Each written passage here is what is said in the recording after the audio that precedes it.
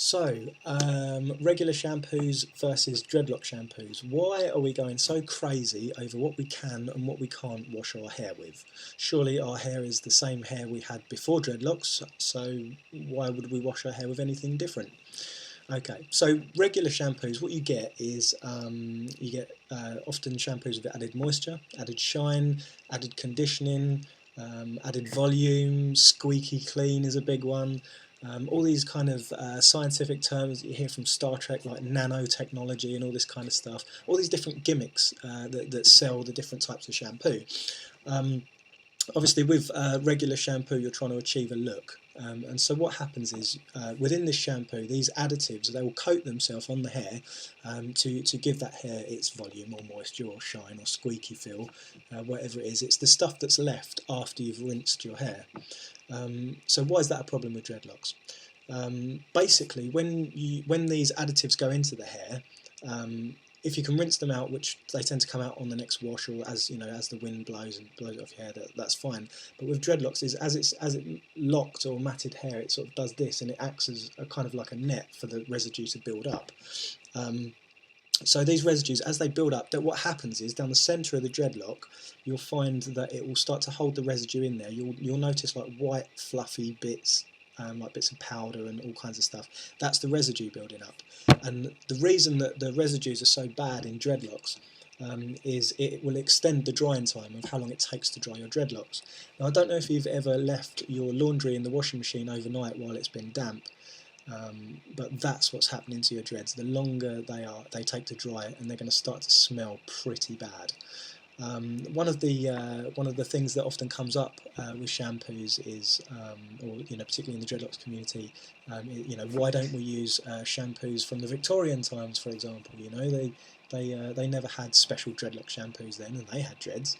But then if we look at Victorian times, there was a lot more kind of illness and stuff that was going around then, and it's only been recently, even now, people still have this absurd idea that dreadlocks stink, or, you need, your hair dreads by getting dirty, and that's actually not the case. But the reason that people still think that is because it's only recently that, we realise that it's clean hair dreads much better and much faster. And also only recently we're actually pushing those boundaries and saying, hang on, we want something that's for dreadlocks. I remember I interviewed Trevor Sorby, MBE. He's a world famous hairdresser. He's got dreadlocks products everywhere. And when I interviewed him for the Dreadlocks documentary, I said, why have dreadlocks been so overlooked in the hair industry? And quite simply, he just said there's not enough money in it. And if you go into business with the idea of making money, you're certainly not going to go into making dreadlocks products, because there's just not enough money in it. It's such a niche that's really not what it's about. I really don't make a lot of money on these shampoos at all. It's just not it's not a viable source of income for, particularly in terms of these big businesses. If you're going into it for the figures and for the money, why don't you just make a regular shampoo that appeals to everyone? The nature of business is to maximise on profit and minimise on cost. That is business. And so companies, I won't mention any names in particular, but you know the ones, they're all on the high street. They're the ones that a lot of dreadheads say, oh, I'd try some of these products from this particular company. They're not all for dreadlocks, but some of them are okay. They're all crap. They're designed for regular hair to achieve a look. If you use dreadlock shampoo on regular hair, people won't want to use it again. And I'll tell you why. It's because it takes all those additives out. It's not designed to coat the hair in anything. It's simply a cleaning product. And when you take the hair back to its natural state, that's not the fashionable look these days. That's not what you're going for. And so, great if that look becomes popular and people, and everyone wants to start buying dreadlock shampoo because that's now the fashionable look. Great for me. But for now, that's really not what it's about. Dreadlock shampoo has been made for people with dreadlocks. I made it because I wanted something that would wash my dreads and not leave all that crap in it. And people are getting so caught up in, they're always looking for something alternative. Even in the dreadlocks community, like, not only is it a niche market where, you're not going to make a lot of money anyway, because there's such a low percentage of people with dreadlocks in comparison to people that don't have them. So it's a niche there, but also in the people in the dreadlocks community, they tend to be quite hippie, quite sort of looking for something alternative that's not a shampoo. And if you look like you're a business or something, they're kind of looking for something else. They instantly don't trust businesses because businesses and companies have exploited people for so long that there's this instant kind of cynicism towards any kind of business. So not only is it a niche thing, but also people are kind of looking for anything else. There was the thing that came up in the newsfeed this morning, people trying to wash their dreadlocks with Coca-Cola, and I've heard honey as well. Honey, people try and use honey, or just anything that means that they don't use shampoo, because it's that kind of hippie mentality of, oh, I've got to be different, or I've got to... And so there's that to contend with as well. It's like, for God's sake, like, this shampoo was made so that there was an answer to a problem, and people still just they won't or they can't accept that there is an answer there. It's crazy. But yeah, so regular shampoo. I've gotten off on a tangent. Regular shampoo versus dreadlock shampoo.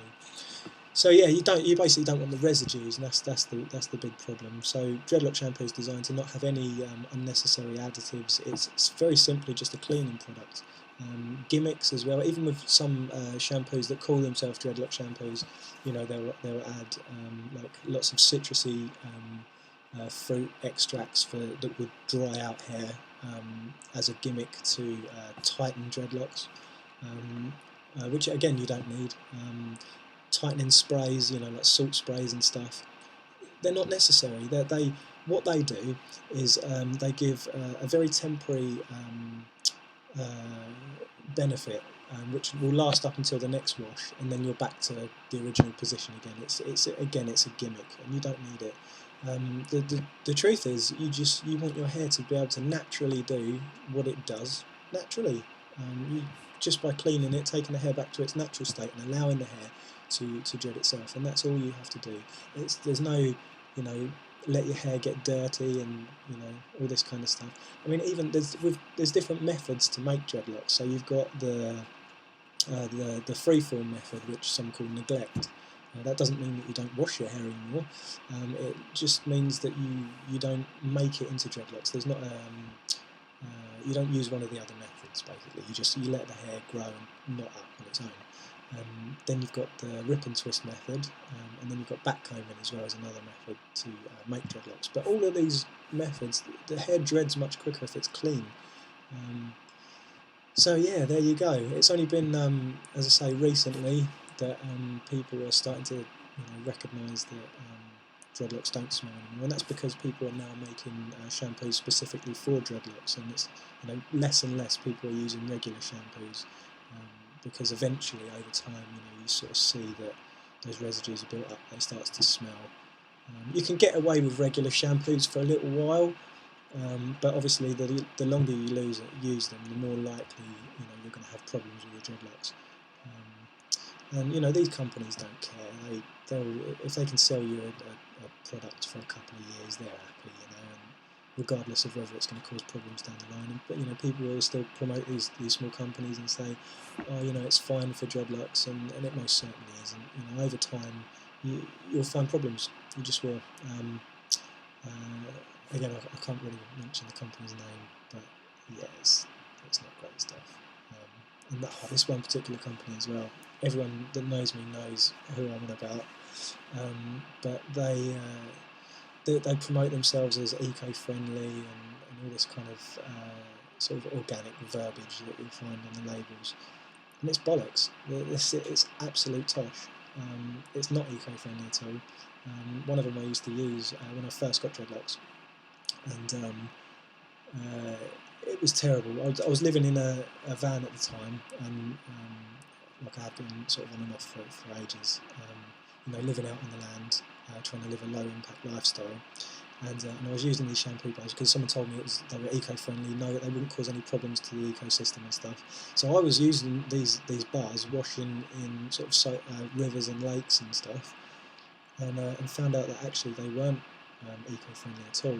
They were using a chemical called sodium lauryl sulfate, which it's a hot topic at the moment, which is a particularly nasty chemical.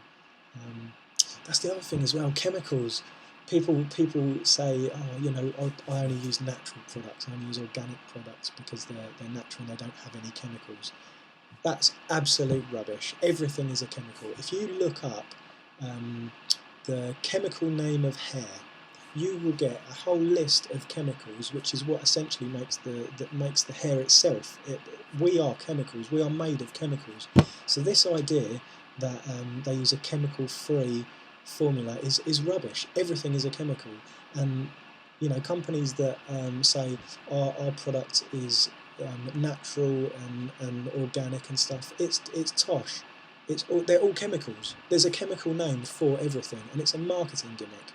You either have a product which you know, has been chemically formulated, so you've taken the ratio of each chemical in its natural state and extracted that singular chemical from the list of chemicals that comes from an organic compound. So how to explain? So so for example, people that smoke weed, okay, so you'll get two buds of weed that are the same weight, but one of them will have a higher THC content than the other one, but that's its natural state as the bud that it comes in.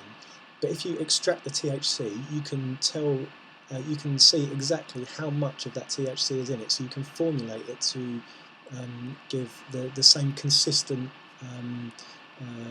results each time. With organic products, or supposed organic products, you can't do that. You can't give that consistent result, because every time you use, like if you're just using coconut oil, for example, that it's the sulfate that's in the coconut oil that gets extracted, which is what you use to. Anyway, I'm rambling on. It's just something I'm passionate about. But yeah, so there you go. If you want to know more about formulation and why you need to formulate shampoos, I'll do another video. Let me know in the comments if you've got any questions about anything. I'm more than happy to make another video, and follow my page and keep updated. Cool.